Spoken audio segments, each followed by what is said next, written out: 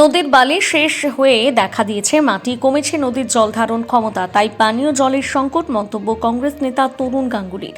অজয় নদীর দরবার ডাঙ্গা ঘাট পরিদর্শনে গিয়েছিলাম।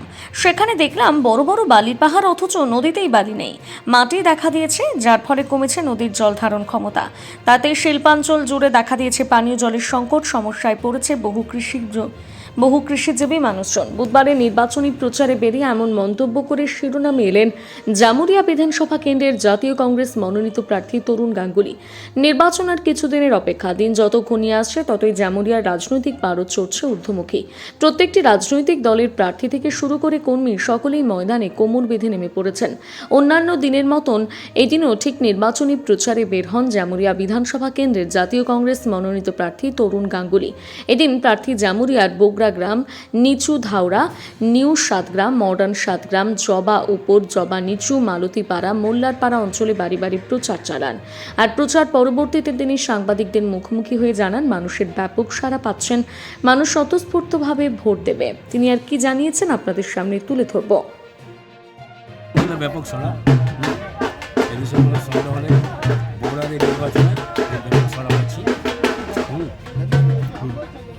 মানুষ কি বলছে? মানুষ স্বতঃস্ফূর্তভাবে ভোট দেবে, কি কি দেখলেন এখানে? কি কি সমস্যা আছে? এখানে দীর্ঘদিনের লাইটের সমস্যা, এখানে দীর্ঘদিনের জলের সমস্যা আছে, মানুষ বেকারত্বে ভুগছে, বেকারত্বের সমস্যা, চাকরি বাকরি কিছু নেই। দেখা যাচ্ছে যে কালকে আপনি দরবারডাঙ্গা ঘাট ঘুরলেন, কি দেখলেন? দরবারডাঙ্গা ঘাটে যেটা দেখলাম, দরবারডাঙ্গা ঘাটে বালির পাহাড়, দরবারডাঙ্গা ঘাটে বালি শেষ হয়ে গেছে, মাটি দেখা যাচ্ছে। এই মাটি যদি দেখা যায় তাহলে নদীর যে জল ধারণের ক্ষমতা, সেই জল ধারণের ক্ষমতা নদীর থাকবে না, যার ফলে কি হবে, পানীয় জলের অভাব হবে। পানীয় জলের অভাব তো হবেই, এমনকি যে সমস্ত কৃষকরা আছে সেই কৃষকদের অবস্থা, যারা ক্যানেল করে যারা জমি চাষ করে তারা পর্যন্ত চাষ করতে পারবে না। এই দুরবস্থা দীর্ঘদিনের যে আমাদের ডক্টর বিধানচন্দ্র রায়ের যে পরিকল্পনা ছিল, সেই পরিকল্পনাকে এরা ভেস্তে দিচ্ছে, সেই পরিকল্পনাকে এরা বরবাদ করছে। আপনি বলছেন 5 বছর কিছু কাজ হয়নি, কি কাজ হয়নি আপনি কি মনে হচ্ছেন? 5 বছরে বিদ্যুৎ হয়নি, 5 বছরে পানীয় জলের ব্যবস্থা হয়নি, 5 বছরের রাস্তাঘাটের যে অবস্থা, আপনি জামুরিয়া কুয়ামোড় থেকে আপনি দরবার পর্যন্ত তালতল পর্যন্ত রাস্তা দেখুন, রাস্তার কি অবস্থা। কি দমকল আর হয়নি, আখলপুরে ব্রিজ হয়নি, দরবারডাঙ্গার ঘাট হয়নি, একের পর এক কাজ হয়নি। সেই ব্রিটিশ আমলের আখলপুরে ব্রিজ এখনো সেই অবস্থাতেই আছে।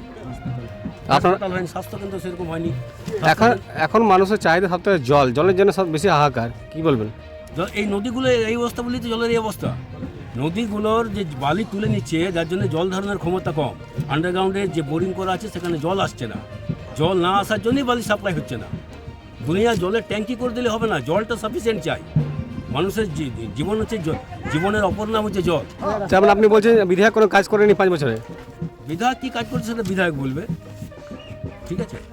ঠিক।